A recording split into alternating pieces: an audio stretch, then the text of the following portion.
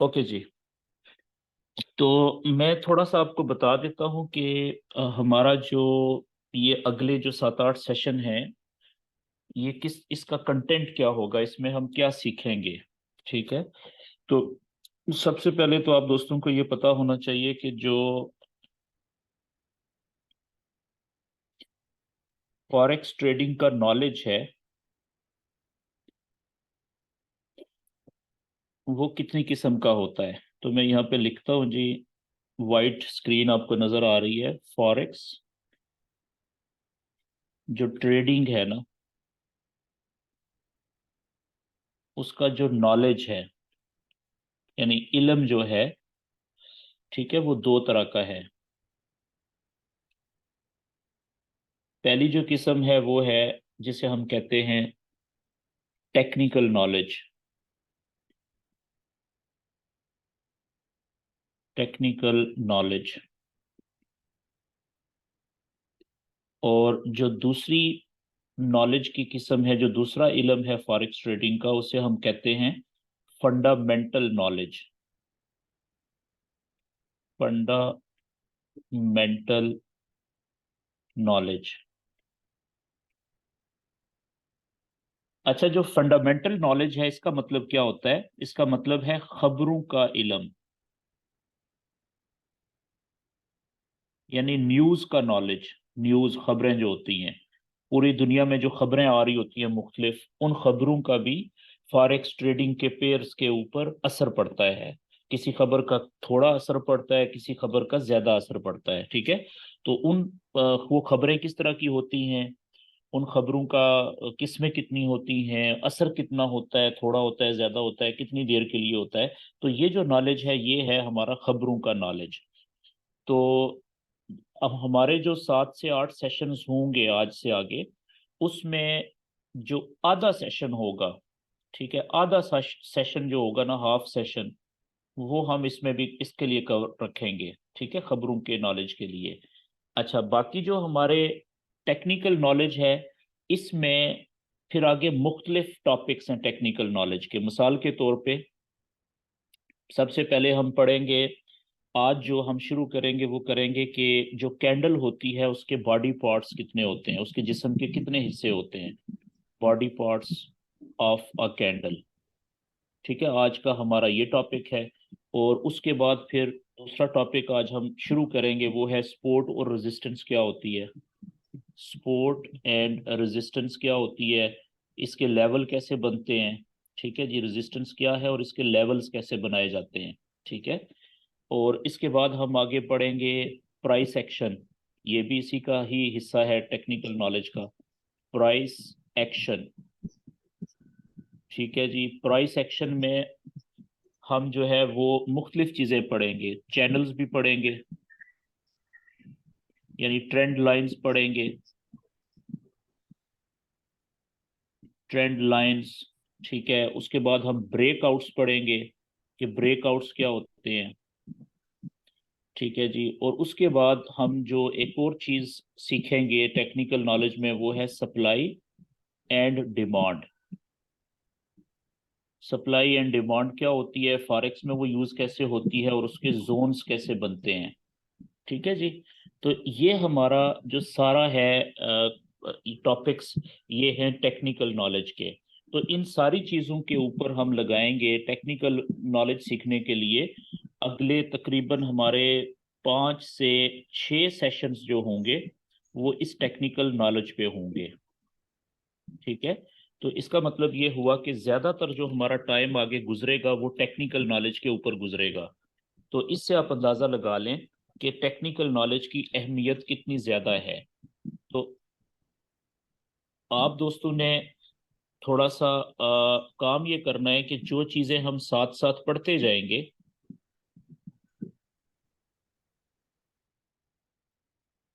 जो जो चीजें हम साथ साथ पढ़ते जाएंगे, सीखते जाएंगे थोड़ी थोड़ी रोजाना की बुनियाद पे, आपने उसकी रोजाना की बुनियाद पे जितनी आपको समझ आए उसकी प्रैक्टिस करनी है, कैसे, जैसे मैं बताऊंगा। ठीक है।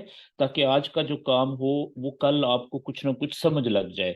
क्योंकि ये ज्यादा इंपॉर्टेंट है कि समझ जो आए उसकी प्रैक्टिस करें ताकि वो हमेशा के लिए याद रह जाए आपको, तब उसका फिर फायदा होगा।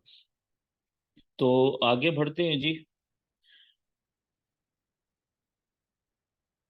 तो आज का जो हमारा टॉपिक है वो शुरू करने से पहले देखें, जितना भी ये नॉलेज है ना, टेक्निकल नॉलेज, ये हम चार्ट्स के ऊपर, ये जितना भी टेक्निकल नॉलेज है,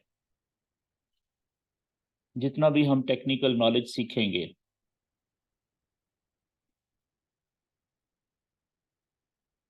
ये सारे का सारा हम अप्लाई करते हैं किसके ऊपर?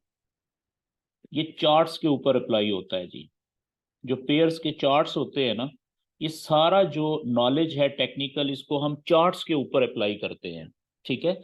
तो अब चार्ट्स हम कहाँ कहाँ पे देख रहे होते हैं?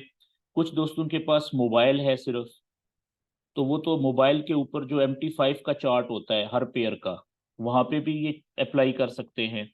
लेकिन जिन दोस्तों के पास लैपटॉप्स हैं, ठीक है, अवेलेबल हैं लैपटॉप्स, या जो कंप्यूटर होते हैं डेस्कटॉप्स वो हैं, तो सबसे बेहतर ये होता है कि आप चार्ट ओपन करें लैपटॉप्स के ऊपर या डेस्कटॉप कंप्यूटर के ऊपर, और वहां पे उन चार्ट्स के ऊपर ये टेक्निकल नॉलेज अप्लाई करें। क्यों? क्योंकि जो लैपटॉप है या कंप्यूटर है, उसकी स्क्रीन होती है बड़ी। तो अगर आप बड़ी स्क्रीन के ऊपर चार्ट ओपन करेंगे किसी भी पेयर का, तो वहां पे आपको एक वक्त में बहुत ज्यादा कैंडल्स नजर आएंगी। ठीक है, दूर तक आप माजी में देख सकेंगे, और बड़ी स्क्रीन के ऊपर जब आप ये नॉलेज अप्लाई करेंगे तो वो आपको समझ जल्दी आएगी। लेकिन जिनके पास ये लैपटॉप नहीं है, ठीक है, डेस्क या कोई टैबलेट वगैरह नहीं है, कंप्यूटर नहीं है, तो उनको टेंशन लेने की जरूरत नहीं है। वो ये सारा काम मोबाइल के ऊपर MT5 के चार्ट के ऊपर भी वो इस्तेमाल कर सकते हैं, यूज कर सकते हैं, वहां पे भी उनको समझ आएगी। ठीक है जी। तो आज अ, क्योंकि मैं आपको सिखाने के लिए जो चार्ट ओपन करूंगा वो अपने लैपटॉप के ऊपर ओपन करूंगा ताकि आप दोस्तों को समझ ज्यादा आए, ठीक है ना। तो उसके लिए चार्ट, जब भी आपने लैपटॉप पे कोई चार्ट ओपन करना है तो ये वेबसाइट्स दो लिख लें, ये फ्री वेबसाइट्स हैं। सबसे पहले www.investing, INVESTING, investing.com। ठीक है जी, एक ये वेबसाइट है, और एक दूसरी वेबसाइट है tradingview.com, www.trading, trading, view, view.com। ठीक है, ये दो वेबसाइट्स हैं, ये आप नोट कर लें। जो फॉरेक्स ट्रेडर होते हैं उनको ये दो वेबसाइट सारी जिंदगी जो है वो जरूरत पड़ती हैं। ठीक है, वो डेली इन्हीं दो वेबसाइट्स के ऊपर ही घूम रहे होते हैं, उनकी जिंदगी बस यहाँ से ही शुरू होती है और इधर ही खत्म हो जाती है। अच्छा, ये जो पहली वेबसाइट है, इसको इस्तेमाल करना बहुत आसान है, बहुत आसान। आप आसानी से इसको इस्तेमाल कर सकते हैं। लेकिन जो दूसरी वेबसाइट है, ये वाली tradingview.com, इसको इस्तेमाल करना थोड़ा सा मुश्किल है, थोड़ा सा, ज्यादा नहीं, थोड़ा सा मुश्किल।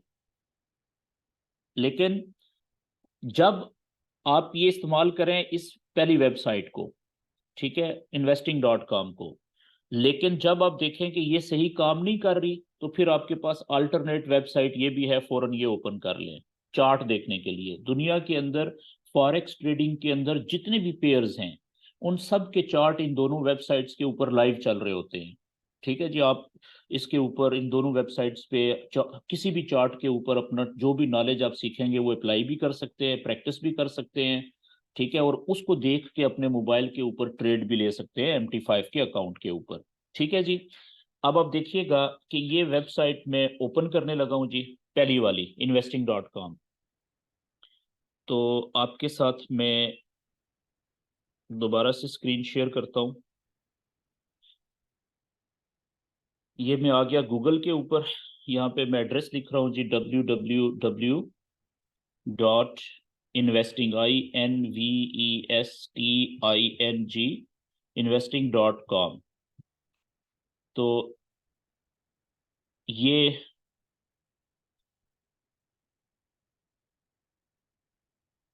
investing.com,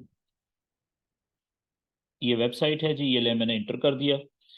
अब आप देखें कि इस वेबसाइट का जो लेआउट है, ठीक है ना, जिसे होम पेज आप कहते हैं, वो कुछ इस तरीके से आएगा। इसके अंदर बहुत कुछ है, ठीक है, लेकिन इसके अंदर न्यूज़ भी है, इंफॉर्मेशन भी है, पढ़ने वाले जो जो लोग पढ़ना लिखना जानते हैं, ठीक है, इंग्लिश, उनके लिए बहुत कुछ है पढ़ने के लिए भी, ठीक है।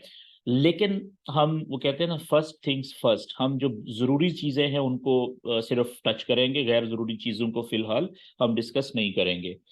इस वेबसाइट के ऊपर सबसे पहली बात ये देखें, ये बड़ा बड़ा लिखा हुआ है investing.com, ठीक है, होम पेज के ऊपर इसके सामने ये सर्च बार बना हुआ है, ठीक है। यहाँ पे आप इस सर्च बार में क्लिक करें और यहाँ पे जिस पेयर का चार्ट ओपन करना चाहते हैं आप, उस पेयर की पूरी सिंबल्स यानी पूरी अलामत यहाँ पे लिखेंगे। मिसाल के तौर पे मैं कहता हूँ जी, मैं एक पेयर है यूरो, EUR, और USD,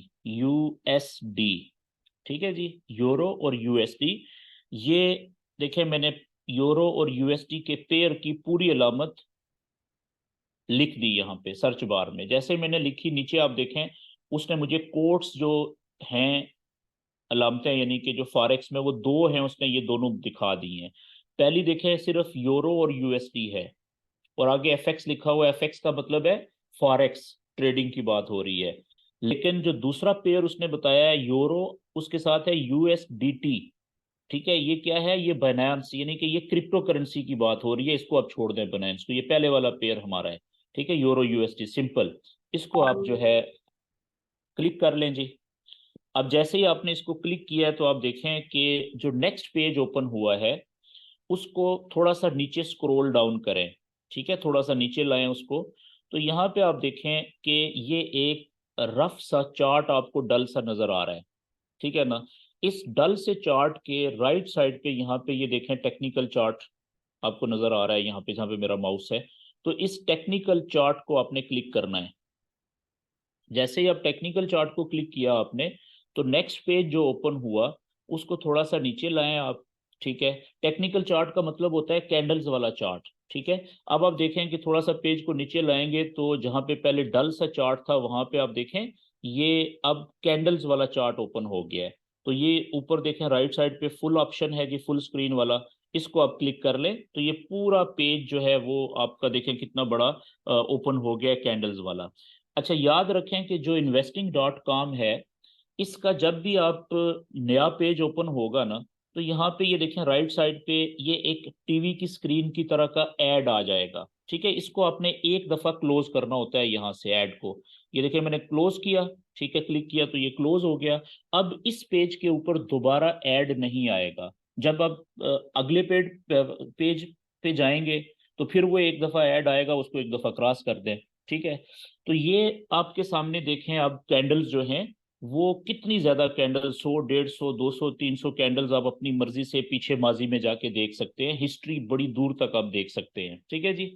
अच्छा, अब ये देखें यहाँ पे ऊपर ये टाइम लिखा हुआ है, 5 मिनट की चार्ट, 1 घंटा, एक दिन, एक महीना, यहाँ पे 15 लिखा हुआ है ना, 15। इसके साथ देखें ये एरो बना हुआ है, तीर बना हुआ है छोटा सा, इसको आप यहाँ से क्लिक करेंगे तो ये पूरा टाइम जितने भी यहाँ पे अवेलेबल हैं वो सारे लिस्ट आपके सामने आ जाएगी।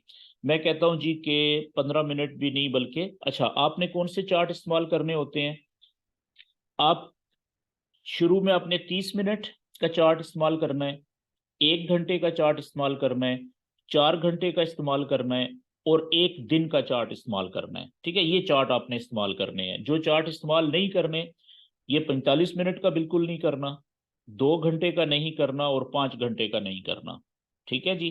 क्यों नहीं करना, क्योंकि ज्यादातर ट्रेडर पूरी दुनिया में ये वाले चार्ट इस्तेमाल नहीं करते, ठीक है। तो आपने ज्यादा जो शुरू में इस्तेमाल करने हैं वो याद रख लें, 30 मिनट पहला, 1 घंटा, 4 घंटे, और 1 दिन, ये 4 चार्ट आपने इस्तेमाल करने हैं ज्यादा, ठीक है जी। मैं यहाँ पे लिख देता हूँ कि आपने कौन से चार्ट ज्यादा इस्तेमाल करने हैं। पहला आपने यूज करना है जी 30 मिनट वाला, ठीक है, 30 मिनट। दूसरा चार्ट आपने इस्तेमाल करना है 1 घंटा, 1 आवर, और तीसरा जो आपने इस्तेमाल करना है 4 घंटे वाला चार्ट, और चौथा चार्ट आपने इस्तेमाल करना है 1 डे वाला। ठीक है, डे वाला। बस ये 4 चार्ट आपने शुरू में 1 से 2 हफ्ता जब तक आप सीख रहे हैं उस वक्त तक आपने सिर्फ ये चार्ट इस्तेमाल करने हैं। और आपने 5 घंटे वाला, और उससे पहले 2 घंटे वाला, और ये चार्ट और 45 मिनट वाला, ये चार्ट इस्तेमाल नहीं करने। क्यों? क्योंकि इन चार्ट्स को दुनिया में ज्यादातर ट्रेडर यूज नहीं करते, इनको करते हैं। तो हमने जो दुनिया में ज्यादातर ट्रेडर यूज करते हैं ना, जो टेक्निक, हमने उनको फॉलो करना है। जिसको कम लोग करते हैं वो हमने नहीं फॉलो करना। क्लियर होगी जी बात? आगे बढ़ते हैं। अच्छा जी, अब आज जो हमारा मामला है वो ये है कि हमने देखना है कि जो बॉडी पार्ट्स होते हैं एक कैंडल के, वो कितने होते हैं। सेकेंड जरा मैं इसको, ओके।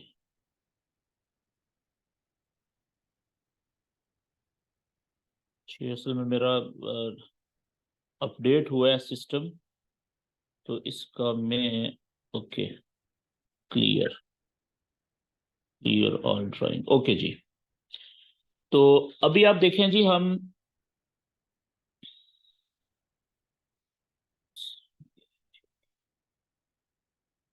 तो यहां से आप जो चार्ट है उसके ऊपर अपनी मर्जी का, लेट्स से कि 4 घंटे का चार्ट आपने ओपन कर लिया। ठीक है, ये आप देखें 4 घंटे का चार्ट आपके सामने ओपन हो गया। ठीक है, तो इस चार्ट के ऊपर यहाँ पे ये देखें, पेज के ऊपर ये प्लस का साइन है। प्लस का साइन को क्लिक करते जाएंगे तो ये जूम इन होता जाएगा, साइज बड़ा होता जाएगा। ये देखें माइनस का साइन है, माइनस को क्लिक करते जाएंगे तो वो जूम आउट होता रहेगा, यानी कि साइज छोटा होके दूर तक माजी में दिखाता रहेगा। ठीक है जी। तो अब हम, आज जो हमारा टॉपिक वो ये है कि हम देखना चाहते हैं कि एक कैंडल जो होती है रेड कलर की या ग्रीन कलर की, उसके जिस्म के कितने हिस्से होते हैं, कैंडल के बॉडी पार्ट्स कितने होते हैं। तो वो कैंडल को समझने के लिए हम सबसे छोटी जो कैंडल होती है 1 मिनट की, ठीक है, इसको हम ओपन करते हैं जी। 1 मिनट के कैंडल के चार्ट को ओपन कर रहे हैं। अब आपने यहाँ पे गौर से देखना है कि अभी देखें मेरे मोबाइल के ऊपर टाइम हुआ है 8:22, दुबई टाइम है ये। तो 8:22 हुए हैं। ये जो अभी कैंडल चल रही है ना यहाँ पे, ठीक है, इस जगह पे, ये अभी 1 मिनट की कैंडल है। तो जैसे ही मेरे मोबाइल पे आप देखिएगा 8:23 होंगे, ठीक है, तो नई कैंडल शुरू हो जाएगी। तो आपने जैसे ही 23 मिनट होंगे ना, आपने देखना है कि नई कैंडल कहाँ से शुरू होगी। 1 मिनट वाली जो कैंडल जिस जगह से शुरू होगी वो पॉइंट हम मार्क कर लेंगे, और 1 मिनट तक, यानी कि पूरी जो 1 मिनट की कैंडल को हम देखेंगे वो कहाँ से कहाँ तक जा रही है। अभी देखिएगा 8:23 जैसे ही होंगे तो नई कैंडल शुरू होगी।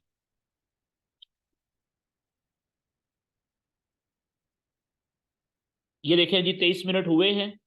ठीक है, अभी आप देखिएगा कि नई कैंडल शुरू हो गई है यहाँ पे। ये देखें इस जगह से नई कैंडल शुरू हुई है। तो ये इस कैंडल का स्टार्टिंग पॉइंट है जिसे हम ओपन कहते हैं, ओपनिंग पॉइंट नई कैंडल का। ठीक है, अब देखें ओपनिंग पॉइंट से कैंडल अगर ऊपर जा रही है तो यहां तक गई थी तो ग्रीन कलर हुआ था, वहां से वापस नीचे आई है तो पीछे धागा सा रह गया था काले रंग का, वापस ऊपर गई है तो ग्रीन कलर। लेकिन आप देखिएगा कि अगर ओपनिंग पॉइंट से नीचे जाएगी तो रेड कलर हो जाएगा कैंडल का। गौर करें जरा। तो ये जिस जगह पे कैंडल ओपन होती है, जिस जगह से नई कैंडल शुरू होती है, वो जो ओपनिंग पॉइंट होता है वो बड़ा इंपॉर्टेंट होता है। ठीक है, तो अब देखें 23 मिनट है अभी। अब देखें वो जितना ऊपर ओपनिंग पॉइंट से जितना ऊपर जाती जाएगी तो वो उतना ग्रीन कलर होता रहेगा।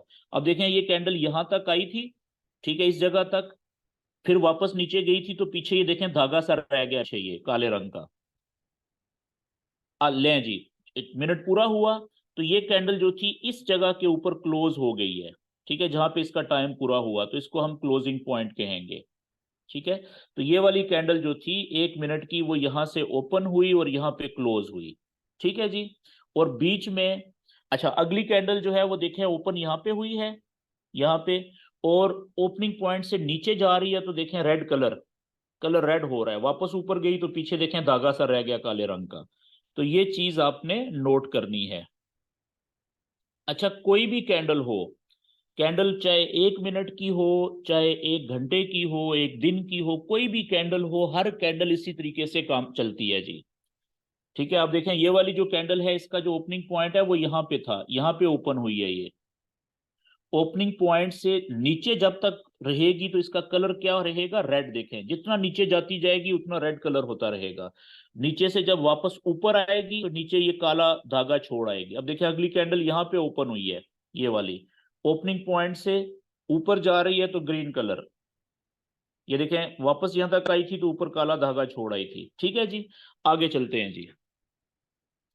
यही आपको बताना था फिलहाल। अब हम थोड़ा सा वाइट स्क्रीन को यूज करते हैं ताकि चीजों को मजीद समझना हमारे लिए आसान हो।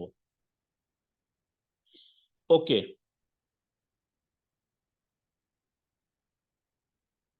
हमने ये देखा कि जिस जगह पे कैंडल ओपन हुई, मिसाल के तौर पे एक कैंडल ओपन हुई इस जगह के ऊपर, तो उस जिस जगह से भी कैंडल ओपन होगी उस पॉइंट को हम कहेंगे ओपनिंग, या सिर्फ ओपन ऑफ कैंडल, और इसको हम शॉर्ट में लिखेंगे ओ से। ठीक है जी। अब ओपनिंग पॉइंट से हमने देखा कि अगर कैंडल ऊपर जा रही थी, ठीक है, अगर कैंडल ओपनिंग पॉइंट से ऊपर जा रही थी तो इसका कलर ग्रीन ऊपर जा रहा था। ठीक है, जितनी ऊपर जाती जा रही थी इसका सारा कलर जो है वो ग्रीन ऊपर जा रहा था।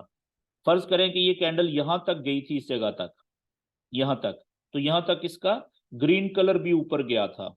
लेकिन जब वापस कैंडल नीचे आई, ठीक है, तो हमने देखा कि वहां से फिर इसका जो ग्रीन कलर था वापस सिकुड़ना शुरू हुआ नीचे।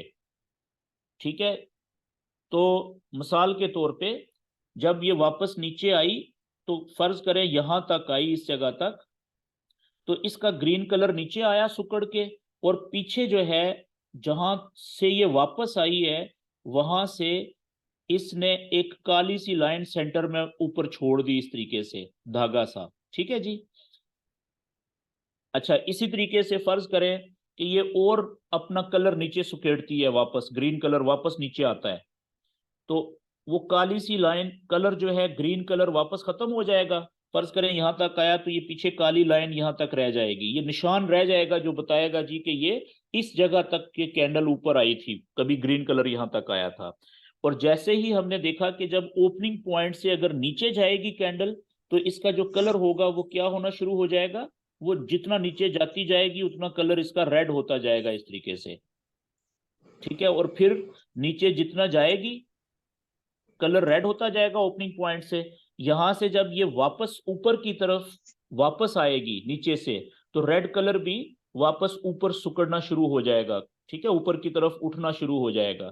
तो फर्ज करें कि ये कैंडल गई थी कहां तक, यहां तक गई थी नीचे, इस पॉइंट तक गई थी यहां तक, तो अब ये वापस ऊपर आई है तो पीछे रह जाएगी काला धागा इतना। ठीक है जी, और ये निशान जो है रह जाएगा कि यहां तक ये नीचे यहां तक आई थी। और अच्छा, फर्ज करें कि ये कैंडल जहां पे अभी है इसका रेड कलर यहाँ पे इस जगह पे, तो इसका जो टाइम है इस कैंडल का यहाँ पे पूरा हो जाता है। ठीक है, फर्ज करें ये 1 मिनट की कैंडल थी या 1 घंटे की थी, 5 मिनट की थी, 15 मिनट की थी, इस कैंडल का टाइम यहाँ पे ही पूरा हो गया। जब यहाँ पे थी ये कलर यहाँ पे था और यहाँ पे इसका टाइम पूरा हो गया तो ये कैंडल यहाँ पे ही क्लोज हो जाएगी। जिस जगह पे ये कैंडल कैंडल का टाइम पूरा होता है उस जगह पे कैंडल क्लोज हो जाती है, रुक जाती है, और उसको कहते हैं क्लोजिंग पॉइंट कैंडल का। ठीक है, और इसको हम सी से लिखते हैं जी, क्लोजिंग पॉइंट को हम सी से लिखते हैं शॉर्ट में। ठीक है, अब ये कैंडल क्लोज हो गई, चाहे ये 1 मिनट की कैंडल है चाहे 1 घंटे की है, ये क्लोज हो गई, इसका टाइम पूरा हो गया। जो कैंडल क्लोज हो जाती है वो हमेशा के लिए चार्ट के ऊपर प्रिंट हो जाती है, हमारे चार्ट पे वो सेव हो जाती है, ऐसा ही है। तो अब इस कैंडल का ये जो हाई पॉइंट था, ऊंचा पॉइंट, इसको हम कहेंगे हाई। हाई पॉइंट जो कैंडल क्लोज हो चुकी है, ठीक है जी। और हाई पॉइंट को हम शॉर्ट में एच से लिखते हैं। इसी तरीके से ये जो नीचे सबसे नीचे ये पॉइंट था जहां पे ये सबसे नीचे आई थी, इस पॉइंट को हम कहेंगे लो पॉइंट, जिसे लो कहेंगे, और इसको हम शॉर्ट में एल से लिखेंगे। तो आपने देखा कि किसी भी कैंडल के, जो एक मुकम्मल कैंडल होती है, उसके 4 पॉइंट होते हैं। पहला पॉइंट ओपनिंग, दूसरा पॉइंट हाई या लो, ठीक है, तीसरा ये हो गया, हो सकता है पहले वो ऊपर जाए हाई पॉइंट बनाए, हो सकता है पहले नीचे आए, वो डिपेंड करता है। और चौथा और आखिरी पॉइंट होता है जहां पे वो कैंडल क्लोज होती है, ठीक है जी। तो ये एक मुकम्मल कैंडल के 4 पॉइंट्स होते हैं। अच्छा, अब इसमें याद रखने वाली बात यह है कि जब भी एक कैंडल क्लोज हो जाए, यानी उसका टाइम पूरा हो जाए, तो चार्ट के ऊपर वो या तो उसका कलर आपको ग्रीन नजर आएगा, ठीक है ना, या उसका रेड कलर नजर आएगा, ठीक है। वो चेंज तो नहीं होना ना कलर, क्योंकि वो तो क्लोज हो गई है, वो तो हमेशा हमेशा के लिए अब तारीख का हिस्सा बन गया है, प्रिंट हो गया है, ठीक है। तो ये जो कलर वाला हिस्सा आपको नजर आ रहा होता है ना, एक क्लोज्ड कैंडल का, मैं दोबारा यहाँ पे शक्ल बनाता हूँ, ये इधर मिसाल के तौर पे एक कैंडल यहाँ पे ओपन हुई इस जगह पे, ठीक है, ये इसका ओपनिंग पॉइंट था, और ओपन होने के बाद ये कैंडल यहाँ पे गई, ये इसका हाई पॉइंट था, उसके बाद वापस नीचे आई यहाँ पे, ये इसका लो पॉइंट था, और फिर जब इसका टाइम पूरा हुआ, यानी कि तो ये इस जगह पे थी, वापस ये इस जगह पे फर्ज करें, यहाँ पे तो इसका क्लोज होगी ये कैंडल, ठीक है। अब देखिए 4 पॉइंट इसके बने। तो जब ये कैंडल क्लोज हो जाएगी, ठीक है, तो इसका जो कलर आपको नजर आएगा वो कहां से कहां तक होगा। याद रखें कि किसी भी कैंडल का जो क्लोज हो चुकी होती है, उसका ओपनिंग पॉइंट से लेके क्लोजिंग तक का जो गैप होता है, फासला होता है, वो उस कैंडल का कलर वाला हिस्सा होता है, ये वाला। तो अब इसका कलर क्या होना चाहिए कैंडल का, देखें ओपन नीचे हुई थी और क्लोज ऊपर जाके हुई है, यानी तो ग्रीन कलर होगा इसका, यहां से ओपनिंग पॉइंट से लेके क्लोजिंग पॉइंट तक का जो कलर होगा वो ग्रीन होगा। क्यों, ओपन नीचे हुई, ठीक है, और ऊपर जाके ओपनिंग पॉइंट से ऊपर जाके क्लोज हुई है, तो ओपनिंग पॉइंट से लेके क्लोजिंग पॉइंट तक का जो कलर होगा क्लोज्ड कैंडल्स का, जो क्लोज हो चुकी है, वो ये ग्रीन कलर होगा जी, ठीक है। और याद रखें यही पार्ट जो है किसी भी कैंडल का, क्लोज्ड कैंडल का बॉडी कहलाती है। किसी भी कैंडल का ओपनिंग पॉइंट से लेके क्लोजिंग ले पॉइंट तक का जो फासला होता है, ये जी बीच में कोई बातें कर रहा है बंदा, माइक ओपन है यार, माइक बंद कर लो, ये नहीं करो इस तरह से।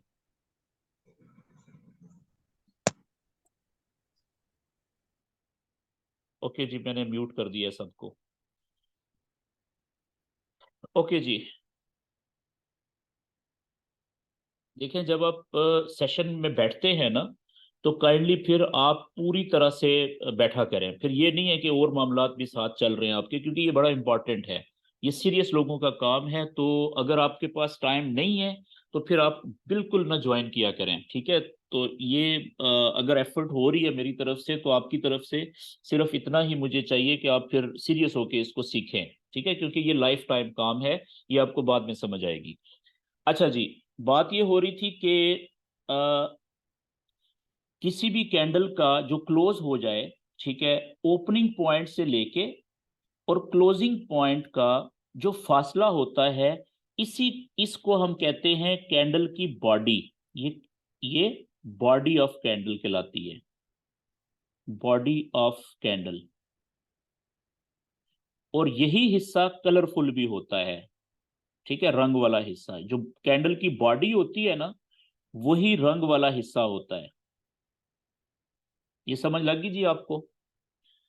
अब फिर जो बॉडी का जो नीचे वाला हिस्सा है, वहां से लेके लो पॉइंट तक का जो हिस्सा है, वो एक धागा सा आपको नजर आएगा इस तरीके से। और इसी तरीके से बॉडी के ऊपर वाले हिस्से से लेके हाई पॉइंट तक जो आपको हिस्सा है वो ये इस तरह से धागा सा नजर आएगा आपको। और याद रखें कि ये जो धागा है ये वाला, ये ऊपर वाला या नीचे वाला, ठीक है, ये वाला भी किसी कैंडल का बड़ा इंपॉर्टेंट हिस्सा होता है।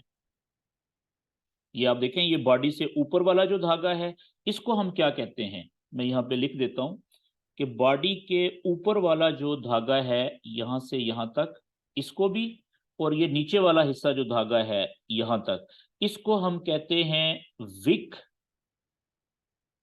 विकेट से है विक, या शैडो, साया यानी कि ऑफ अ कैंडल। इसी तरीके से ये जो नीचे वाला धागा है, ठीक है ना, इसको भी आप या तो विक कहते हैं, WIC के, या इसका दूसरा नाम है शैडो यानी साया,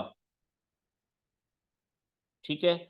जो बॉडी से ऊपर वाला है उसके पीछे आप अपर लगा लें, ऊपर वाला अपर विक और अपर शैडो, और जो नीचे वाला है इसके साथ आप लोअर लगा लें, नीचे वाला लोअर विक या लोअर शैडो।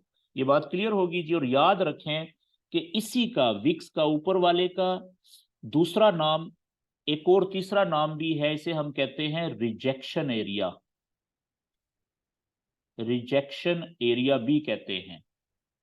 और नीचे वाला ये जो विक है इसको भी, नीचे वाली इसको भी रिजेक्शन एरिया भी कहते हैं। अगले पेज के ऊपर आते हैं, रिजेक्शन एरिया के ऊपर बाद में आएंगे। मैं एक जरा बनाता हूं और पिक्चर एक कैंडल की, और उसके बाद हम रिजेक्शन एरिया को समझते हैं कि वो कैसे है। मिसाल के तौर पे एक कैंडल इस जगह पे हुई ओपन, यहां पे ओपन हुई जी, ठीक है। ओपन होने के बाद ये कैंडल गई यहाँ पे, और उसके बाद वापस नीचे आई और यहाँ पे आई, और जब इस कैंडल का टाइम पूरा हुआ तो यहाँ पे ये क्लोज होगी। अब मुझे आप ये बताएं कि इस कैंडल का जो कलर वाला हिस्सा होगा वो कहाँ से कहाँ तक होगा, कलरफुल पार्ट जो होगा। सिंपल के ओपनिंग पॉइंट से लेके क्लोजिंग पॉइंट तक का जो फासला है ये सारा कलरफुल होगा। और इसका कलर क्या होगा जी? अब ग्रीन होगा कि रेड होगा? आपने देखना है ओपन कहाँ पे हुई थी, ओपन ऊपर हुई, क्लोज नीचे आके ओपनिंग पॉइंट से नीचे क्लोज हुई है तो रेड कलर होगा, यानी नीचे जाके क्लोज हुई है, ठीक है। तो इसका कलर हो जाएगा रेड। और कलरफुल जो हिस्सा हो, पार्ट होगा, कलर कहाँ से कहाँ तक होगा? ओपनिंग पॉइंट से लेके क्लोजिंग पॉइंट तक, ना कम ना ज्यादा। ये देखें, अब ये कलरफुल पार्ट हो गया है जी इसका। और यही जो कलर वाला हिस्सा है यही इसकी बॉडी भी कहलाएगी कैंडल की। कौन सी कैंडल की? जो क्लोज हो चुकी है, जिसका टाइम खत्म हो चुका है, क्योंकि अब इसमें चेंजिंग कोई नहीं होनी। जो कैंडल चल रही होती है, जिसका टाइम अभी रह रहा बाकी है, लाइव चल रही है, उसके बारे में हम एक बात कंफर्म होती है कि ओपन कहाँ पे हुई, ओपनिंग पॉइंट कंफर्म होता है। बाकी क्लोजिंग पॉइंट किधर है बनेगा हमें नहीं पता, हाई पॉइंट किधर बनेगा हमें नहीं पता फाइनल, और लो पॉइंट फाइनल किधर बनेगा हमें नहीं पता। ठीक हो गया जी।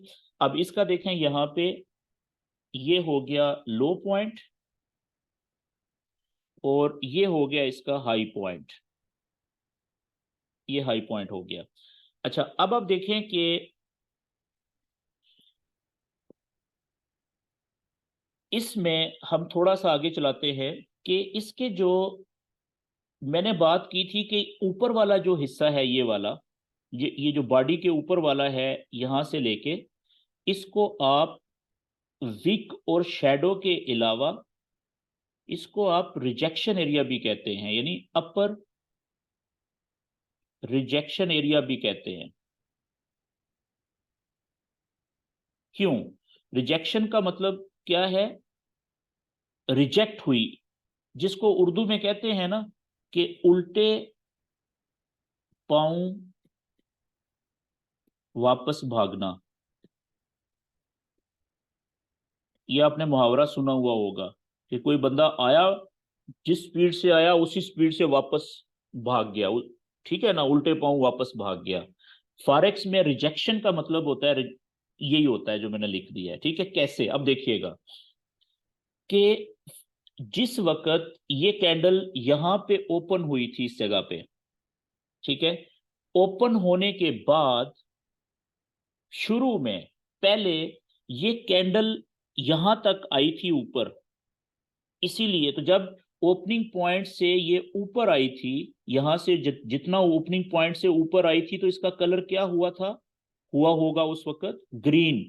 कहां तक ग्रीन कलर आया होगा जी, यहां तक, इस जगह तक, ऐसा है ना।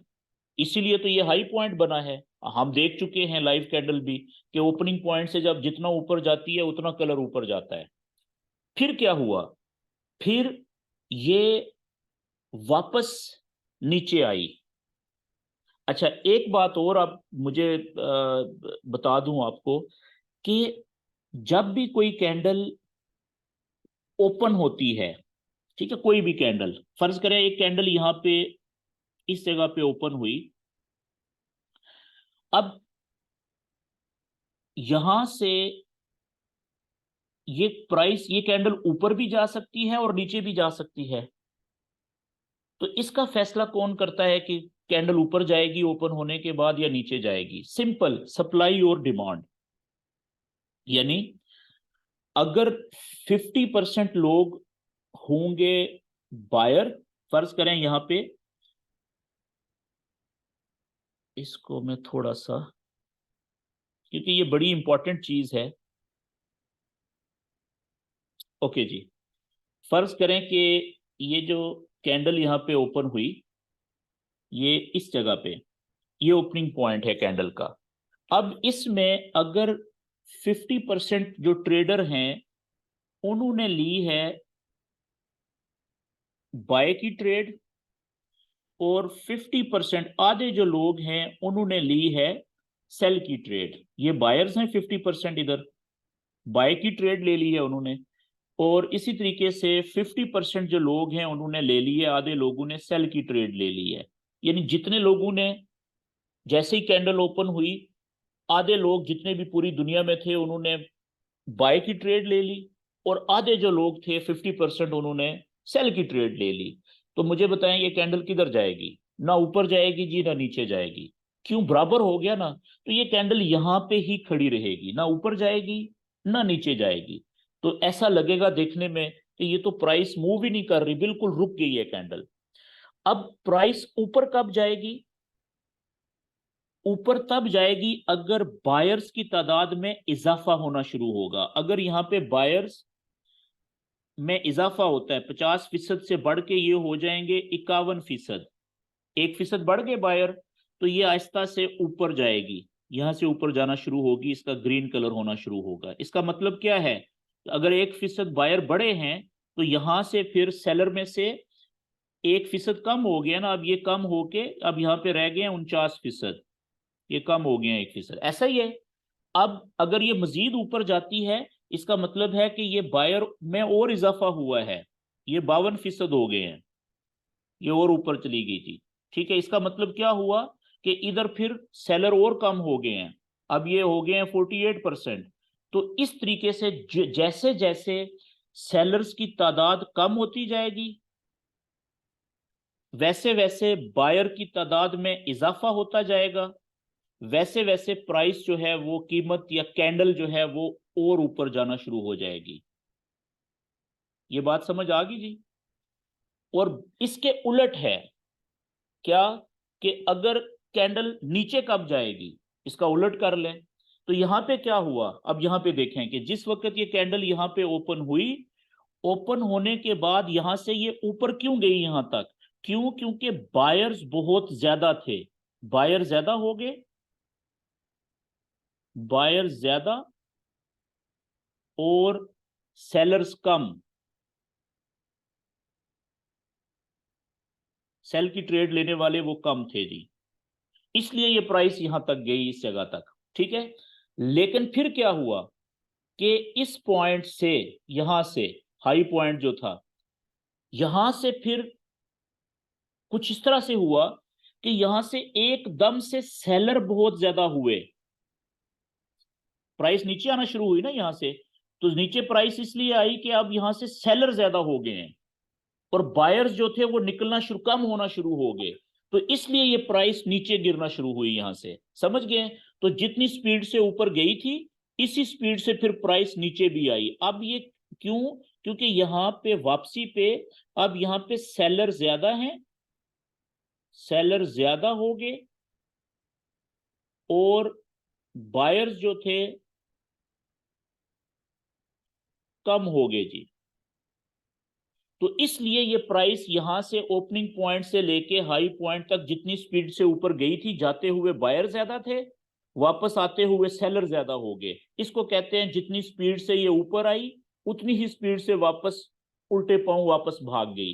तो इस एरिया को, जिस एरिया में एक वक्त में बायर ज्यादा हो दूसरे वक्त में सेलर ज्यादा हो, पीछे डंडा सा रह जाता है, उस एरिया को रिजेक्शन एरिया कहते हैं। कि यहां से लेके यहां तक आई थी कैंडल, लेकिन फिर वापस रिजेक्ट होके वापस चली गई।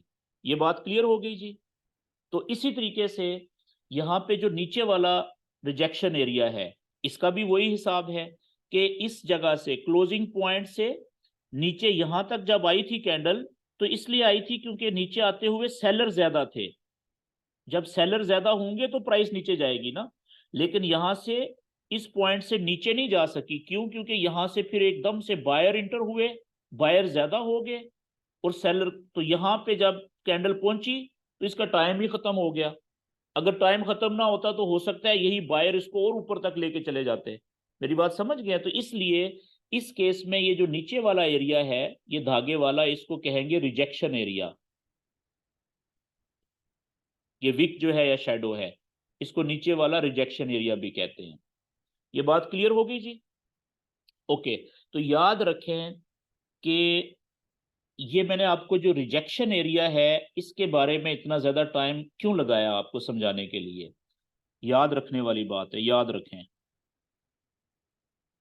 ये बड़ी इंपॉर्टेंट बात है कि फॉरेक्स ट्रेडिंग में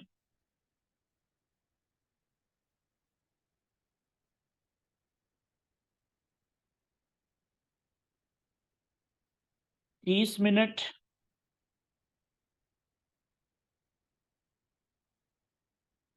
1 घंटा, 4 घंटे और 1 दिन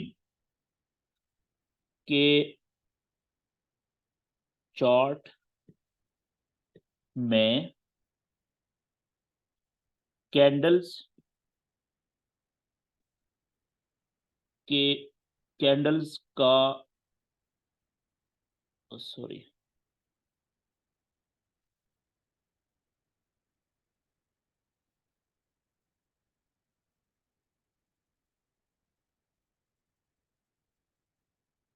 कैंडल्स का ऊपर वाला और नीचे वाला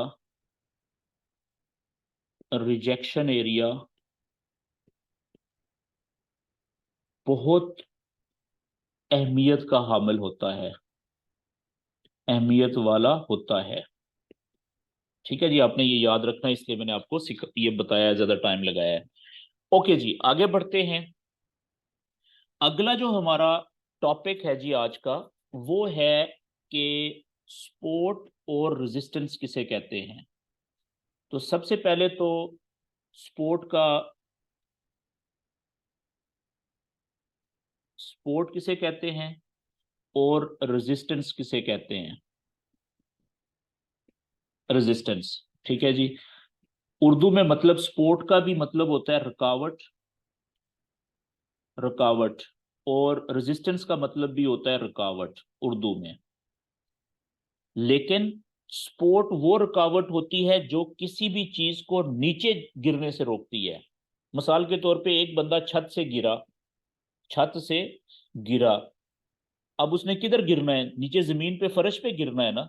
लेकिन अगर रास्ते में कोई बंदा उसको पकड़ ले, ठीक है ना, तो वो सपोर्ट का किरदार अदा करेगा कि मजीद नीचे गिरने से वो रुक जाएगा। तो सपोर्ट जो होती है वो हमेशा किसी भी चीज को ऐसी रुकावट होती है जो नीचे जाने से रोकती है, नीचे गिरने से रोकती है। तो अब सपोर्ट की मैं डेफिनेशन लिखने लगा हूं जी यहाँ पे, सपोर्ट की तारीफ। फिर सपोर्ट का मतलब क्या हुआ कि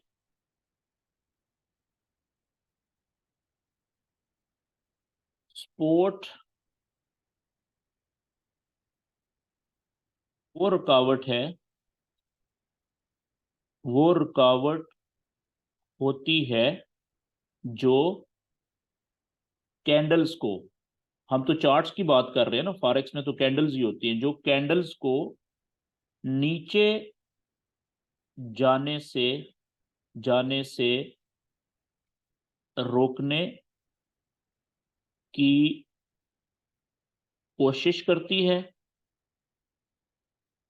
अच्छा, कोशिश करने का मतलब कि कभी वो रोकने में कामयाब होती है और कभी कामयाब नहीं होती।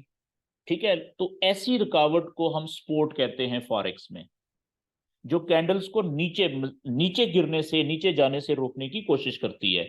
कभी कामयाब होती है और कभी कामयाब नहीं होती। कभी रोकने में कामयाब होती है कैंडल्स को और कभी कामयाब नहीं होती, नहीं रोक पाती, लेकिन उसको, उस रुकावट को हम सपोर्ट कहते हैं। अब रह गई बात रेजिस्टेंस की। रेजिस्टेंस कौन सी रुकावट है जी? इसका उलट, वो रुकावट जो कैंडल्स को ऊपर जाने से रोकने की कोशिश करती है। मिसाल के तौर पे, चले मैं पहले तारीफ डेफिनेशन लिख देता हूं, फिर हम आगे बढ़ेंगे। अच्छा, इसको मैं रेड कलर से लिखता हूं। रेजिस्टेंस वो रुकावट है, रुकावट होती है जो कैंडल्स को ऊपर जाने से रोकने की कोशिश करती है। कभी कामयाब होती है रोकने में और कभी कामयाब नहीं होती, कभी नहीं होती। ठीक है जी, अब इसको थोड़ा सा सिंपल कर लेते हैं कि मिसाल के तौर पे ये कैंडल्स हैं जी, अब चार्ट की बात कर रहे हैं। ये कैंडल है नीचे से ऊपर जा रही है। ये कैंडल एक ऊपर गई, इस तरीके से ऊपर गई, ऊपर गई, ऊपर गई। यहां पे एक ऐसा पॉइंट आ गया कि यहां से कैंडल ऊपर नहीं जा सकी। फिर क्या हुआ चार्ट में, चार्ट की बात कर रहे हैं अभी, हम देखेंगे कि यहां से फिर कैंडल नीचे गिरना शुरू हो गई। ठीक है जी, तो अब अभी कैंडल यहां पे है, लाइव कैंडल यहां पे चल रही है, इस जगह पे फर्ज करें ये यहां पे। तो हम क्या कहेंगे कि ये जो जगह थी ना, ये वाली, ये ऐसी जगह थी जहां से कैंडल मजीद ऊपर नहीं जा सकी। तो इस जगह को हम कहेंगे, निशान लगा लेंगे यहां पे, इसको हम क्या कहेंगे कि यहां पे एक ऐसी अनदेखी रुकावट थी जो हमें नजर तो नहीं आ रही, लेकिन क्योंकि कैंडल इस जगह को से मजीद ऊपर नहीं जा सकी, वापस नीचे आ गई है, तो इसको हम कहेंगे रेजिस्टेंस। इस जगह को हम कहेंगे कि यहाँ पे रेजिस्टेंस है जी, जिसने कैंडल को मजीद ऊपर जाने से रोक दिया। ठीक है। अच्छा, अब फर्ज करें कि ये नीचे कैंडल यहां पे आई और यहां से नीचे नहीं जा सकी। ठीक है ना, और यहां से अगर कैंडल्स यहां से वापस ऊपर उठना शुरू हो जाती है ऐसे, तो हम फर्ज करें ये कैंडल अभी है यहाँ पे इस जगह पे, तो हम क्या कहेंगे कि ये जो नीचे जगह थी ना, ये वाली, ये ऐसी जगह थी जहां पे कोई ऐसी रुकावट थी, ऐसी चीज यहाँ पे कोई जिन बैठा हुआ था जिसने कैंडल्स को नीचे जाने से रोक दिया। तो वो रुकावट हुई ना फिर, तो इस रुकावट को हम क्या कहेंगे? सपोर्ट कहेंगे जी, जिसने कैंडल को नीचे जाने से रोक दिया। अच्छा, अब जब कैंडल वापस ऊपर जा रही है, ठीक है, यहां से ये ऊपर जा रही है, तो हो सकता है कि जिस तरीके से इस जगह के ऊपर पहले इस रुकावट ने, रेजिस्टेंस ने कैंडल को ऊपर जाने से रोका था, हो सकता है कि फिर जब ये वापस, ये कैंडल भी उसी के लेवल पे सीध में यहां पे पहुंचे, ये इस जगह पे, तो हो सकता है कि यहां से भी यही रुकावट जिसने यहां पे भी रोका था, हो सकता है यहां पे फिर ऊपर जाने से रोक दे। ठीक है, तो अगर ये कैंडल यहां से ऊपर जाके, यहां पे रुक के, और यहां से ऊपर जाने में कामयाब ना हुई, वापस नीचे आ जाए ऐसे, तो हम क्या कहेंगे? फर्ज करें ये कैंडल यहां पे है लाइव, इस अभी रुकी हुई है इधर, तो हम क्या कहेंगे कि देखें ना, जिस तरीके से ये रुकावट यहाँ पे इसने काम किया था, कैंडल को ऊपर जाने से रोका था, उसी रुकावट ने यहाँ पे दूसरी दफा भी कैंडल्स को ऊपर जाने से रोक दिया और यहाँ पे भी रेजिस्टेंस का किरदार अदा किया कामयाबी से। ठीक है, अच्छा फर्ज करें अब यहाँ पे क्या होता है कि यहां से नीचे नहीं कैंडल जाती, यहां से वापस ऊपर जाना शुरू हो जाती है ऐसे, ये तो हम क्या कहेंगे कि अब यहां पे जी एक और स्पोर्ट बन गई है इस जगह पे, ये एक स्पोर्ट बन गई है अब, जिसने कैंडल को नीचे जाने से रोक दिया। अच्छा यहां से कैंडल ऊपर जा रही है, ठीक है, और अब फर्ज करें कि ये जो रेजिस्टेंस थी जिसने पहले दो दफा कैंडल्स को ऊपर जाने से रोका था कामयाबी से, उसी के सीध में आगे आप लाइनें खींच रहे हैं, लंबी कर रहे हैं। तो अब फर्ज करें कि यहां से क्या होता है मिसाल के तौर पे कि ये कैंडल अब टक्कर मारती है इस रुकावट को, अब ये तीसरी दफा इसको नहीं तोड़ पाती, सॉरी ये तोड़ नहीं रोक पाती, और ये कैंडल इसको तोड़ के ऊपर क्लोज हो जाती है। ठीक है, तो अब हम क्या कहेंगे कि भाई साहब अब ये रेजिस्टेंस टूट गई, ये तोड़ने में कैंडल रेजिस्टेंस को, रुकावट को तोड़ के ऊपर निकल गई है, ऊपर क्लोज भी हो गई है, तो अब ये रेजिस्टेंस की लेवल खत्म हो गया। अच्छा अब आप देखिएगा यही रेजिस्टेंस का लेवल, फर्ज करें ये कैंडल ऊपर गई, यहां से जब वापस नीचे कैंडल आएगी, जब भी कभी वापस आएगी ऊपर से, तो अब यही जो लेवल था जो पहले क्या था, रेजिस्टेंस था, कैंडल को ऊपर जाने से रोक रहा था यहां पे भी और यहां पे भी, अब वही लेवल यहां पे क्या बन जाएगा, कैंडल को नीचे जाने से रोकने की कोशिश करेगा। फर्ज करें यहां से कैंडल नीचे नहीं जाती और यहां से ऊपर चली जाती है, तो अब हम क्या कहेंगे कि जनाब यही जो लेवल था ना, जो पहले कैंडल्स को ऊपर जाने से रोक रहा था यहां पे भी यहां पे भी, अब इसने इस जगह पे ये सपोर्ट का किरदार अदा किया है जी, कैंडल को नीचे जाने से रोक दिया है, यहाँ पे सपोर्ट बन गया ये वही लेवल।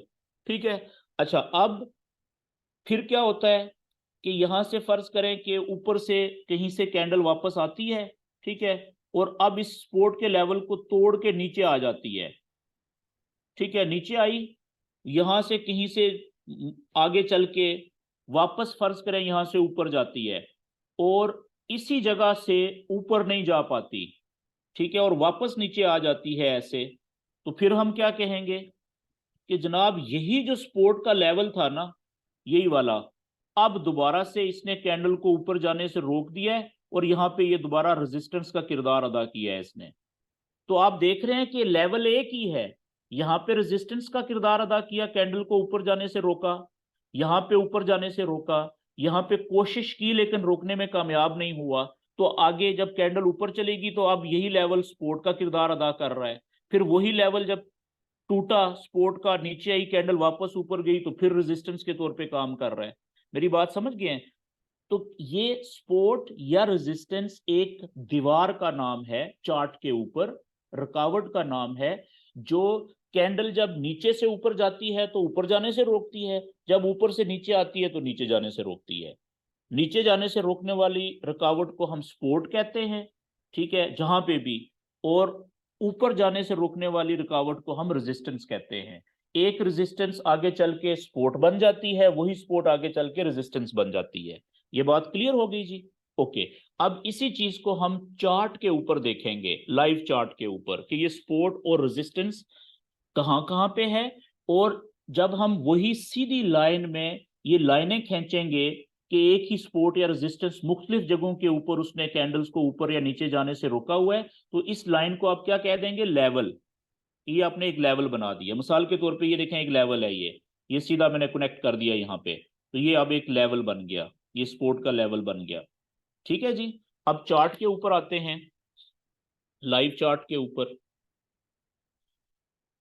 और फिर उसके बाद आपके क्वेश्चन आंसर शुरू हो जाएंगे जी। ओके जी, अब मैं इसको,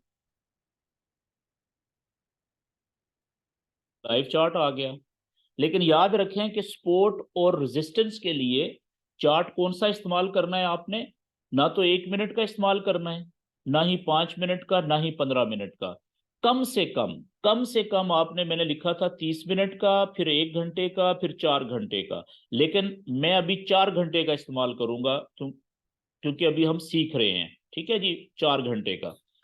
अब आप देखें जी कि मैंने 4 घंटे का चार्ट ओपन किया, या चले 1 डे का इस्तेमाल कर लें, ठीक है ना, 1 डे का। अब बात को समझने के लिए तो अब आपने क्या करना है कि इस चार्ट के ऊपर आप देख रहे हैं कि एक कैंडल पूरे एक दिन की है, ऐसा ही है ना। तो आपने ज्यादा से ज्यादा कैंडल्स लेके आनी है अपने पेज के ऊपर, लेकिन इस तरीके से कि आपको, बल्कि चलें 4 घंटे का कर लें, वो ज्यादा समझ आएगी। यहाँ पे मैं ये लें, तो आपने क्या करना है कि 4 घंटे का चार्ट ओपन किया और अपने पेज के ऊपर ज्यादा से ज्यादा कैंडल्स, यानी कि इसको माइनस पे क्लिक करते जाएं, ज्यादा से ज्यादा कैंडल्स लेके आए, लेकिन इस तरीके से कि हर एक कैंडल दूसरी कैंडल से अलहदा नजर आए।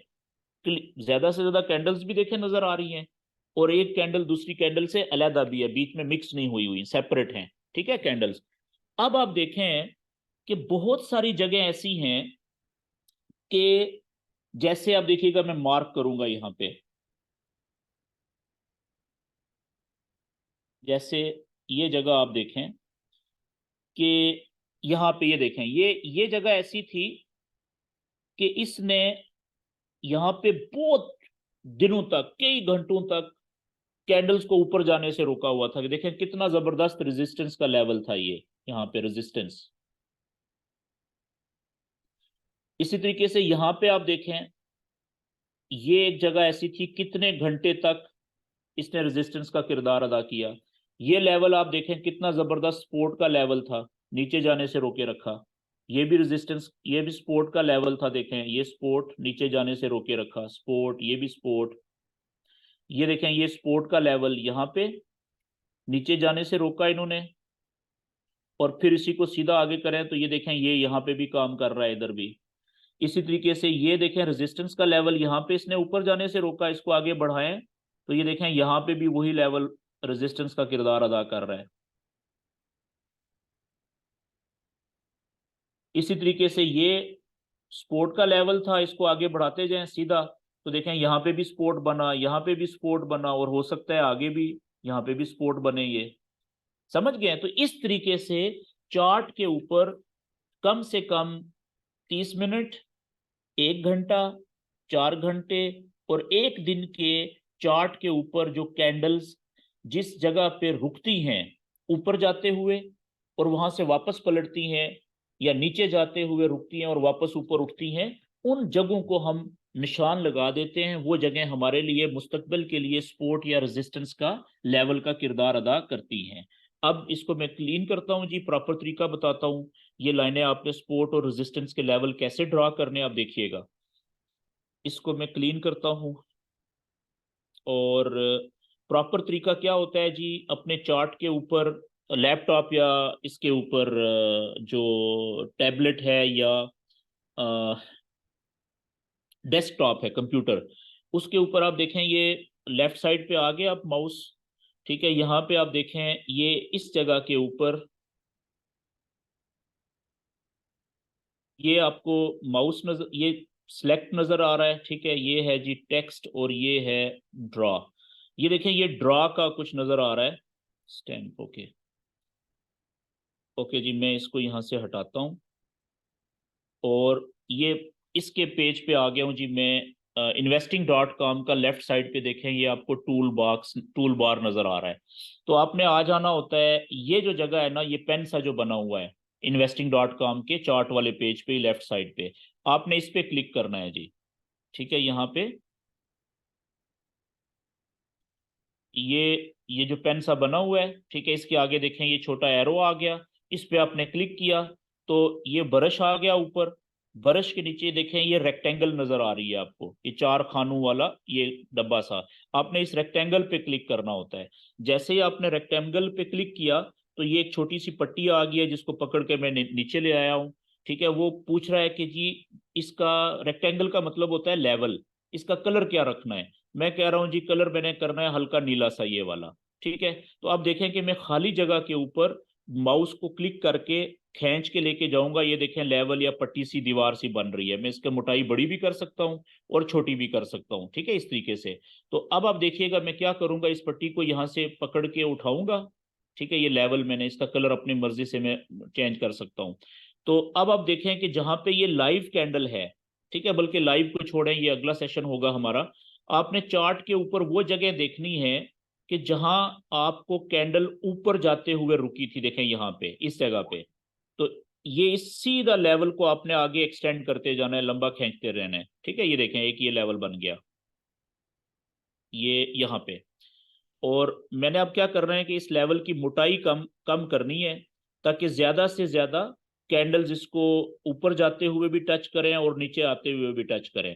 तो ये देखें, ये अगर मैं इसकी मोटाई, ये देखें ये यहाँ पे इसी, थोड़ा सा अगर मैं पीछे लेके जाऊं ये इस तरीके से, ये आप देखें कि यहाँ पे इसी लेवल ने कैंडल्स को नीचे जाते हुए सपोर्ट प्रोवाइड की, रोका। फिर इसी लेवल ने यहाँ पे आप देखें कैंडल्स को रेजिस्टेंस प्रोवाइड की, ऊपर जाने से रोका। फिर इसी लेवल ने यहाँ पे दोबारा कैंडल्स को ऊपर जाने से रोका, रेजिस्टेंस प्रोवाइड की। फिर यहाँ पे आप देखें कितनी ज्यादा रेजिस्टेंस जो है वो कितने, एक घंटे, ये एक कैंडल 4 घंटे की है, तो 1 2 3 4 5 6 7 8, 8 यानी 8 चौका 32 घंटे तक ये रेजिस्टेंस प्रोवाइड करता रहा, लेवल नहीं टूटा। उसके बाद एक कैंडल देखें यहां से ऊपर गई, फिर वापस देखें नीचे आ गई है, ठीक है। तो ये कितना मजबूत रेजिस्टेंस का लेवल है, देखें। इसी तरीके से आप इसी लेवल को क्लिक करें, ऊपर ये पट्टी आई, इसका ये क्लोन वाला ऑप्शन आ गया डुप्लीकेट का, इसको क्लिक करके क्लोन करें तो ये दूसरा लेवल डुप्लीकेट बन जाएगा। तो अब यहां से आप ऊपर यहाँ पे इस जगह पे देखें, ये दूसरा लेवल आपका, यहाँ पे भी रेजिस्टेंस का काम किया उसने, यहाँ पे भी काम किया। और अगर कैंडल्स इसको तोड़ के ऊपर जाएंगी तो आगे फ्यूचर में ये फिर यहाँ पे इसको रेजिस्टेंस का किरदार अदा करेगा इस जगह पे, ठीक है। इसी तरीके से तीसरा लेवल ऊपर बना लें, इसी को क्लिक करके क्लोन करके, ये देखें ये क्लोन किया, ये ऊपर आ गया। और अगर ऊपर जाएगा तो यहाँ पे हमारा बड़ा जबरदस्त ये देखें ये रेजिस्टेंस का लेवल बन गया यहाँ पे तीसरा, अगर कैंडल ऊपर जाएगी। इसी तरीके से अब ये लाइव कैंडल है, इसके नीचे हम सपोर्ट के लेवल बनाते हैं। तो पहला जो सपोर्ट का लेवल होगा वो कहाँ पे बनेगा जी, मैं सबसे ऊपर वाले को क्लोन करता हूँ और उसको पकड़ के लेके आता हूँ नीचे। कि पहला जो हमें, ये कैंडल जब नीचे जाएगी तो माजी करीब में देखें कि ये वाली कैंडल्स यहाँ पे इस पॉइंट से नीचे नहीं जा सकी थी। तो हम उम्मीद कर सकते हैं कि ये कैंडल जब नीचे जाएगी तो उम्मीद है कि ये जो सपोर्ट का लेवल आएगा पहला, जिसने ये देखें माजी में इन कैंडल्स को भी मजीद नीचे जाने से रोक दिया था, तो ये जब यहाँ पे आएगी तो हो सकता है कि इस सपोर्ट के लेवल को कैंडल तोड़ के नीचे जाने की बजाय यहाँ से वापस ऊपर चली जाए, जैसे यहाँ पे हुआ था, ठीक है जी। तो ये पहला सपोर्ट का लेवल ये होगा। अच्छा, जब ये कैंडल पहले सपोर्ट के लेवल को तोड़ के नीचे आएगी तो अगला जो दूसरा सपोर्ट का लेवल होगा वो कहाँ पे मिलेगा, वो दूसरा लेवल मिलेगा जी ये यहाँ पे, ये इस जगह पे आप देखें, ये कैंडल देखें कितना नीचे आई थी, लेकिन इस लेवल को तोड़ के नीचे नहीं जा सकी थी, इस लेवल को तोड़ के नीचे नहीं जा सकी, यहां से देखें तो ये दूसरा लेवल हो गया। अगर फर्ज करें कैंडल पहले सपोर्ट के लेवल को भी तोड़ के नीचे आ जाती है, दूसरे लेवल को भी तोड़ के नीचे जाती है, तो फिर हमें तीसरा लेवल कहाँ पे मिलेगा। तो तीसरा लेवल जो हमें मिलेगा वो सबसे नीचे आप देखें, माजी में कुछ कैंडल्स उस पॉइंट से नीचे नहीं जा सकी थी, वो कौन सा है, ये मैं ऊपर डुप्लीकेट बनाया और उसको मैं पकड़ के नीचे ला रहा हूं, ये वाला पॉइंट देखें, ये वाला, ठीक है। तो ये फिर पहला, दूसरा और तीसरा सपोर्ट का लेवल। तो मैंने क्या किया कि 3 अपने चार्ट के ऊपर सपोर्ट के लेवल बना लिए और 3 ही मैंने रेजिस्टेंस के लेवल बना लिए। तो इस तरीके से आपका ये होमवर्क है जी, कि आपने मुख्तलिफ पेयर के चार्ट्स ओपन करने हैं और उनके ऊपर मुख्तलिफ 4 घंटे के चार्ट के ऊपर आपने 3 4 लेवल रेजिस्टेंस के बनाने हैं, जहां से कैंडल्स ऊपर नहीं जा सकी थी, वापस नीचे आ गई थी, ठीक है। और 3 4 लेवल आपने नीचे बनाने हैं सपोर्ट के, कि जहां से नीचे जाते हुए कैंडल्स रुकी थी और वापस ऊपर चली गई थी, जिस तरह से मैंने बनाए हैं। ये बात यहां तक क्लियर होगी जी। अच्छा, ये इसको हम कहते हैं सपोर्ट एंड रेजिस्टेंस। इसका फायदा क्या होता है ये अगले सेशन में आपको पता चलेगा, लेकिन ये याद रखें कि फॉरेक्स ट्रेडर जो होता है उसको सबसे ज्यादा जो आसानी से चीज समझ आती है, नॉलेज की बात कर रहे हैं, टेक्निकल नॉलेज की, वो ये नॉलेज है जिसे हम सपोर्ट एंड रेजिस्टेंस लेवल बनाने का नॉलेज कहते हैं, ठीक है जी। अच्छा, अब यहाँ पे मेरे ख्याल में मैं अपनी बात ये कर रहा हूँ खत्म, और अब आपका मैं माइक ओपन कर देता हूं जी। आपने, आपके जो जहन में क्वेश्चन हैं आज के सेशन के हवाले से, बारी बारी आपने क्वेश्चन करना है, जिस आदमी ने क्वेश्चन करना है अपना माइक ओपन करें, बाकी लोग माइक बंद कर दें फिर, ठीक है, ताकि बैकग्राउंड से आवाजें ना आए, शोर ना आए। जब एक बंदे का क्वेश्चन खत्म हो जाए फिर आप दूसरा क्वेश्चन अगला बंदा कर ले, ठीक है। जब तक आप क्वेश्चन करते रहेंगे मैं मौजूद हूं, जवाब दूंगा। रिकॉर्डिंग में इस सेशन की अब बंद करने लगा हूं क्योंकि वीडियो ऑलरेडी लंबी हो चुकी हुई है। ओके जी।